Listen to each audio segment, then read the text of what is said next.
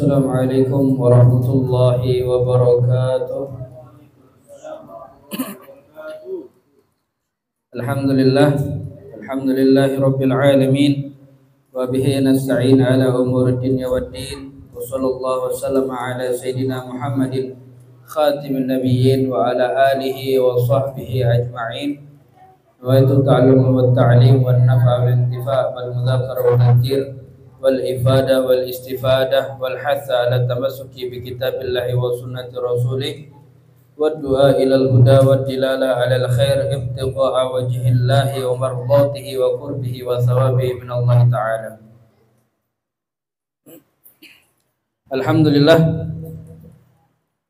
yang sama-sama kita muliakan para habaib, para syarifah dimanapun berada, wabil khusus yang hadir Syekh Musa bin Ali Zainal Abidin Al-Jufri, Said Hasan bin Rijal Al-Habsyi, dan juga para guru-guru agama, alim ulama yang kita sama-sama muliakan. Wabil khusus guru kita bersama, Guru Abdul Hadi, Guru Muhammad Rashid, Guru Kusyairi, Guru Sobari, Guru Abror, Guru Muhammad, dan guru-guru yang lain. Hadirin hadirat yang dimuliakan oleh Allah Subhanahu wa taala.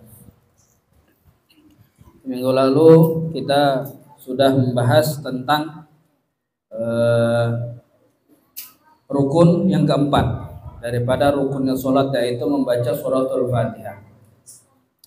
Sekarang kita lanjut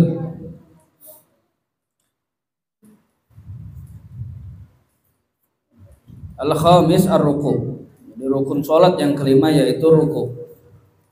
Kemarin sudah Fatihah, sekarang ruku. Jadi kita bahasnya kalau bisa satu-satu, kalau waktunya agak panjang dua. Jadi nggak perlu, jangan jangan langsung semuanya. Jadi kalau ada permasalahan dari rukun satu tadi, mungkin ada yang bisa kita bahas sama-sama, kita bahas. Jadi kita bahasnya satu-satu.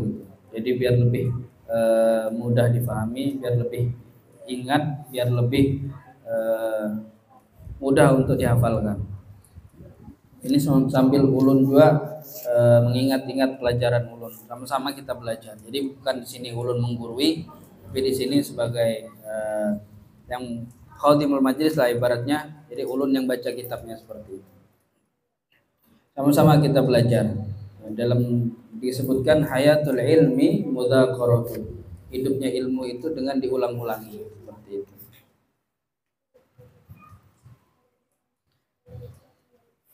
Jadi rukun sholat yang kelima yaitu ruku. Ruku.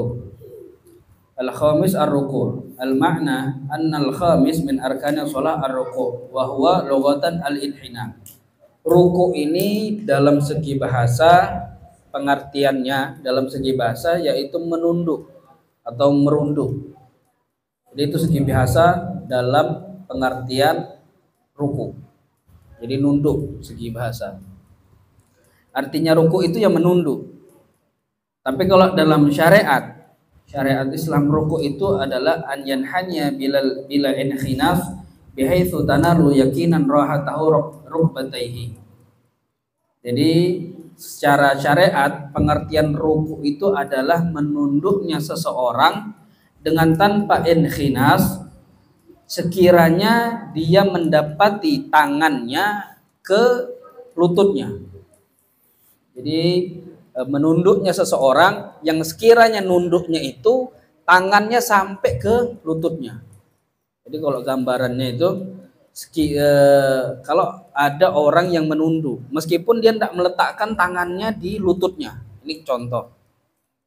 Ada orang yang nunduk enggak meletakkan tangannya, tapi sekiranya nunduknya itu tangannya ini sampai ke lututnya, itu dinamakan ruku. Itu dinamakan ruku. Secara yakin. Jadi kalau ini yakin sudah. Kalau saya naruh tangan saya di lutut, ini maka sampai tangan saya ini berarti bisa diletakkan di lutut. Bila inhinas itu apa? Wal inhinas ayyutati'a ajizatahu wa yarfa'a ra'sahu wa yuqaddima sadrahu walau fa'alahu kadzalika 'amidan 'aliman batalat salatuh au jahilan au nasiyan fala. Jadi ada namanya dalam ruku ini ada namanya inkhinas. Inkhinas ini hukumnya kalau dikerjakan secara sengaja dan dia tahu hukumnya batal sholatnya dan haram. Jadi haram melakukan ini dalam sholat, hukumnya haram. Inkhinas itu apa? Inkhinas itu menundukkan atau merendahkan bagian ini, apa namanya? Kalau bahasa Indonesianya itu apa? Punggung, pinggang. Pinggang ya, pinggang belakang ini direndahkan atau ditundukkan, wa yarfa'a ra'sahu. Jadi kepalanya diangkat. Wa yuqaddima sadrah, dan dadanya itu dimajukan. Maaf gurulah. Jadi contohnya gini, kalau berdiri itu inkhinas itu seperti ini. Merendahkan punggung belakangnya ini seperti ini, kemudian kepalanya diangkat dan dadanya dimajukan. Rukuk seperti ini hukumnya haram. Apabila dikerjakan dengan sengaja, kemudian dia tahu hukumnya, batal sholatnya dan juga mendapatkan keharaman. Jadi kepalanya diangkat sambil gini. Rukuknya seperti itu. Itu hukumnya haram, namanya inkhinas.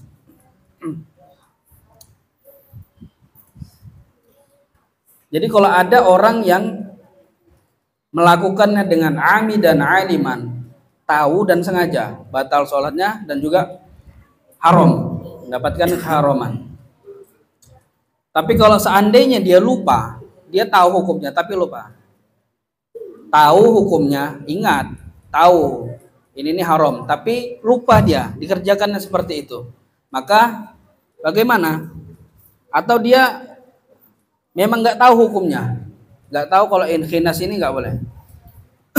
Ahlan wa sahlan.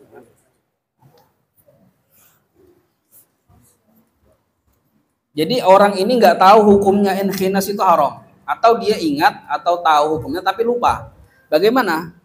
Nah, ketika dia ingat di ruku, loh ini ternyata saya inkhinas ini, melakukan inkhinas. Bagaimana?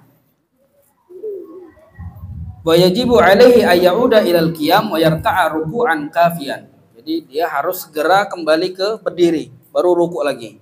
Jadi kalau nggak sengaja atau lupa dia atau memang nggak tahu, nah ketika di tengah-tengah tahu, ingat kalau dia ini melakukan inkhinas, maka dia harus berdiri kembali. Diri kembali baru ngulang rukuknya seperti itu. Wala yakfihi huwil inkhinas idza min syurutir ruku' alla yaqsida bil huwi ghairah. Jadi tidak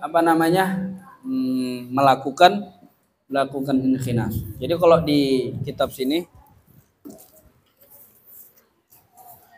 jadi ruku itu ada beberapa syarat.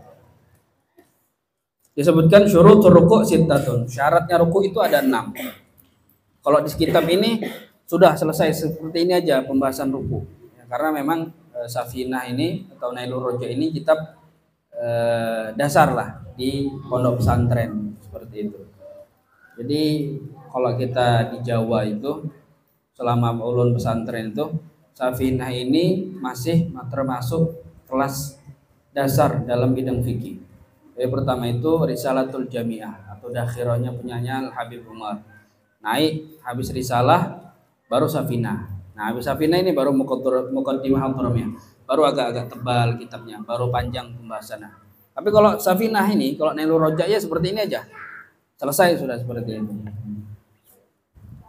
Nah, di sini disebutkan syurutur ruku' sittatun. Syaratnya ruku' itu ada 6. Yang pertama ayasiha maqablah.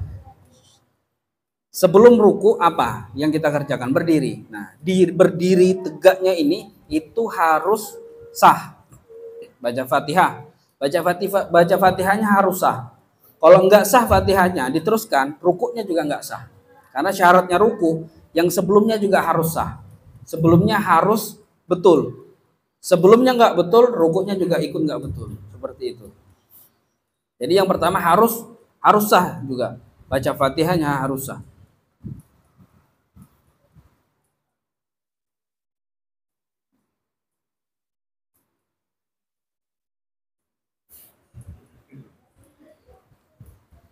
Syarat yang kedua alla yaksida bihi ghairah. Jadi enggak niat ketika tunduknya itu, ketika mau ruku itu niat selainnya. Seperti itu. Contoh gini, ada orang baca makmum, salah. Dia makmum. Jadi sholatnya jamaah. Si imam baca ayat sejadah atau ayat sujud sahwi. Ayat apa? Ya, ayat sujud sajadah dibaca. Kan sunahkan sujud setelah itu. Nah, ketika mau ruku, mau sujud, si makmum ini mengira kalau imam ini bakal sujud. Si makmum mengira imam ini, ya kan imamnya kan baca ayat sajadah. Si makmum mengira kalau imam ketika ayat itu bakal sujud. Kan sunahkan sujud ya. Sujud tilawah namanya. Disunahkan sujud. Nah, ketika mau turun sudah, ternyata ternyata imamnya ini nggak sujud, ruku. Yang imam ruku. Nah, gimana dia? Jadi makmum tadi sudah mau turun, dikira sujud, ternyata ruku imamnya. Maka dia gimana? Maka dia harus tetap Dia ngikut ya. Dia kan ngikut. Loh, ternyata ini ruku. Nah, itu nggak sah. Maka dia harus kembali lagi. Atau rokaatnya itu nggak dianggap. Ditambah nanti setelah imam salam. Ini gini, gambarannya gini. Si imam tadi baca ayat sajadah, sujud tilawah. Dia imam baca, ketika sampai di bacaan yang disunahkan sujud, si makmum mengira si imam ini bakal sujud. Turunlah imam, Allahu Akbar. Dikira makmum imam ini bakal sujud, ternyata enggak. Ternyata imam ini ruku. Si makmum pertama kan ngira sujud. Nah, dia niat turunnya ini bukan ruku. Turunnya ini untuk apa? Untuk sujud. Ternyata imamnya ruku, maka dia juga ruku. Rakaat ini dia dianggap nggak sah. Maka setelah selesai salamnya imam nanti, dia harus nambah satu rakaat. Karena rukuknya ini kan nggak sah. Niatnya dia turun apa pertama? Sujud. Niatnya harus sujud. Ya, seperti itu. Atau gini, ada orang sholat sendiri. Kalau sendiri di sujud dia ingat, tadi aku ndak ruku. Bagaimana dia?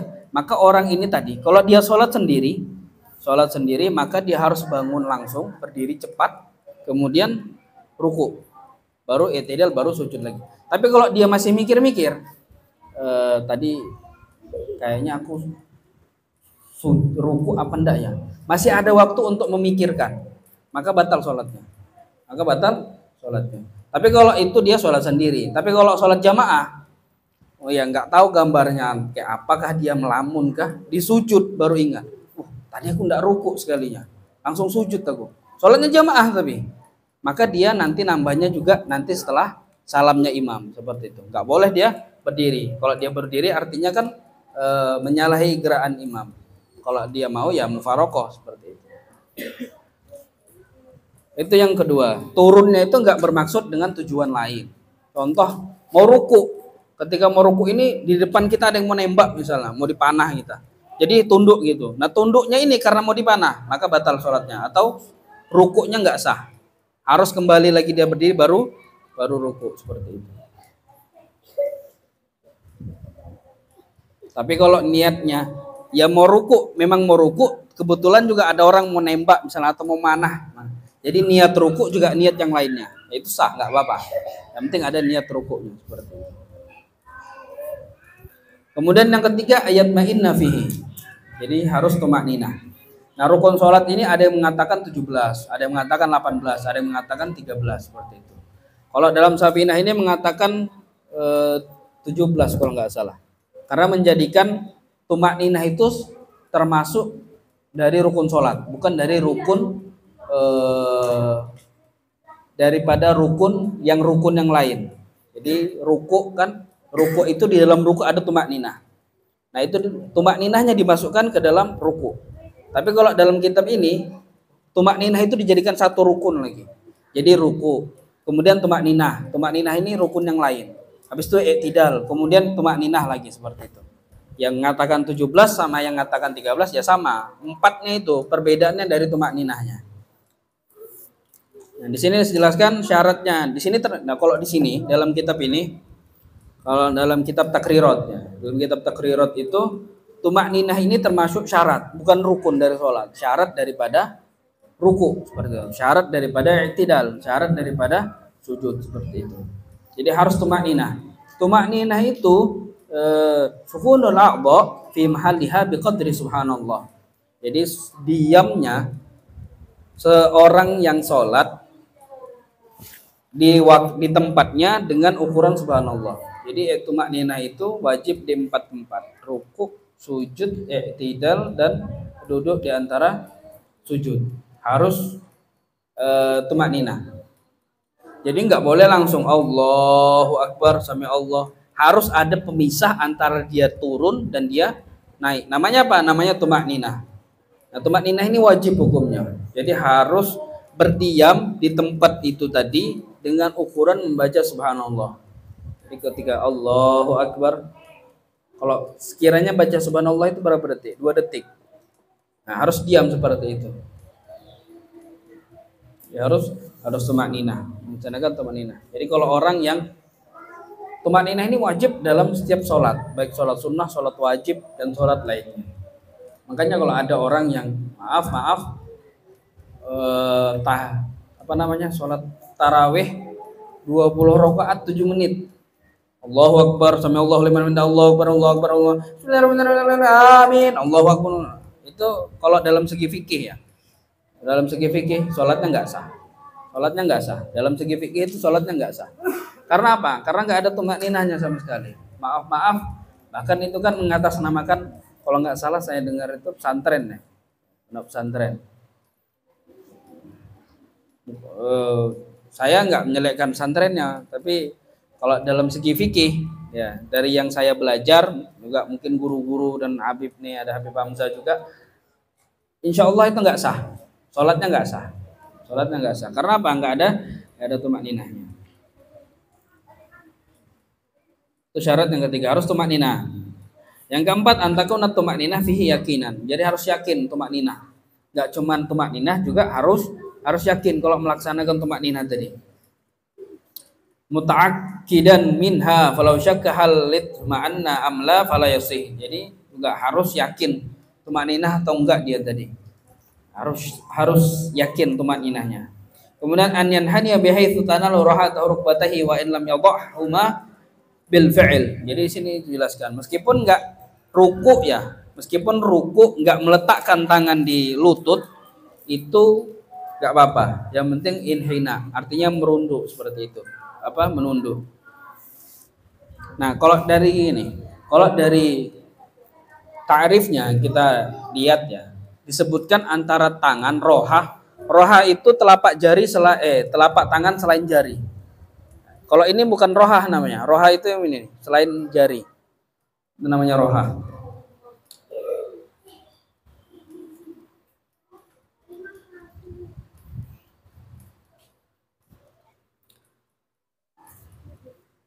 Dijelaskan ketika dalam ruku itu telapak tangan dan juga lutut. Telapak tangan dan lutut. Nah, kalau dari takrifnya kita lihat, orang ruku itu artinya meletakkan tangan di lututnya. Jadi meletakkan tangan di lutut. Jadi kalau ruku yang benar itu meletakkan tangan di lutut. Lutut ini kan ada tulang yang muncul itu ya. Nah, tangan kita ini ketika dibentuk seperti ini itu seperti pas gitu nah. Tulang yang muncul atau daging yang muncul di lutut sama tangan kita ketika gini itu sama. Kayak pas memang diciptakan. Artinya ketika ruku itu tangan itu diletakkan di lutut, dan takrifnya itu an yanhaniya bihaitsu tanalu rahatahu rukbataihi. Nah, disebutkan tangan dan lutut, bukan kodam, bukan sak, bukan kaki atau. Jadi ketika sujud itu yang pas memang meletakkan tangan di lutut, bukan di sini, bukan di bawah sini. Itu tidak tahu ya, Allahu alam. Kalau saya memang belum pernah ketemu belajar, mungkin saya yang kurang membaca. Tapi selama ini saya baca nggak pernah ada tangan itu diletakkan di kaki, itu nggak ada. Memang diletakkan di lutut. Karena takrifnya aja disebutkan telapak tangan dan lutut. Jadi kalau ruku Kalau ruku itu ini, tangan ini diletakkan di sini. Nggak ada ruku itu yang diletakkan di sini. Apalagi yang di sini, itu nggak ada. Allahu Akbar. Coba lihat video-video orang-orang soleh kita ketika sholat. Di mana?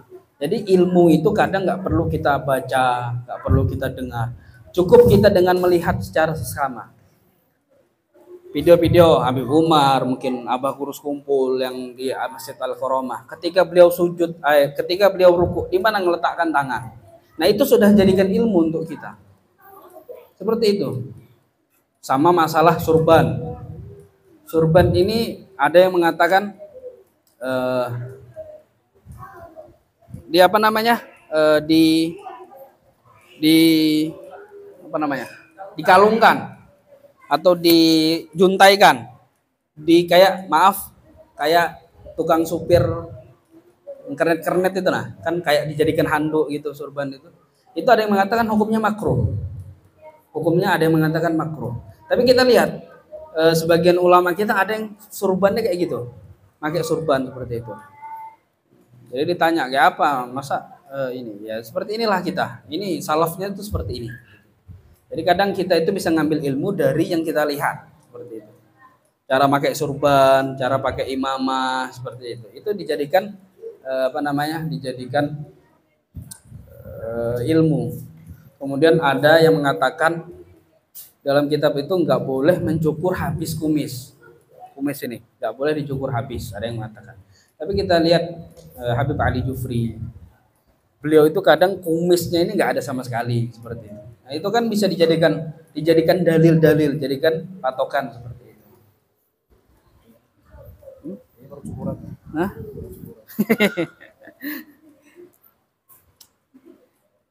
Kemudian yang keenam, syaratnya ayyakuna bighairi inkhinas. Ya tadi dengan syarat tidak melakukan inkhinas. Jadi itu masalah tentang ruku dan juga termasuk tadi tidak tumak ninah. Jadi ketika melaksanakan sholat harus juga perhatikan tumak ninahnya. Harus diperhatikan tumak ninahnya. Karena meskipun sudah betul rukuknya, sujudnya betul, tapi tidak tumak ninah, sholatnya bisa nggak sah seperti itu. Allahu a'lam. Insyaallah kita sambung lagi. Oh ya. Minggu depan insya Allah kita libur dulu 1 minggu atau 2 minggu masih belum tahu karena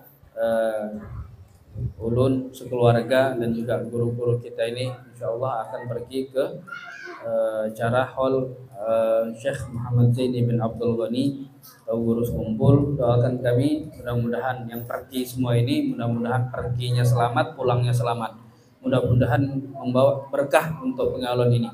Juga mudah-mudahan yang siapapun yang nggak bisa hadir, insya Allah kami niatkan hadir. Jadi kita sama-sama mendapatkan keberkahan dari Abah Kurus Kumpul yang pergi maupun yang tidak bisa pergi tapi ada niat untuk hadir. Itu saja mungkin Beb. Itu saja mungkin yang bisa ulun sampaikan pada malam hari ini. Sekali lagi ulun banyak-banyak minta maaf apabila ada salah kata. Kemudian salah ngomong atau merasa paling betul, paling bisa. Sekali lagi saya mohon maaf. Saya bukan orang alim. Banyak guru-guru kita yang lebih yang bisa kita tanya-tanya kalau kalau kita kurang paham. Itu saja. Setelah ini kita minta guru untuk tahlil awal jamaah. Mudah-mudahan pahalanya sampai kepada keluarga-keluarga kita yang telah mendahului kita. Itu saja. Wa hadza minni wa lakum. Assalamualaikum warahmatullahi wabarakatuh.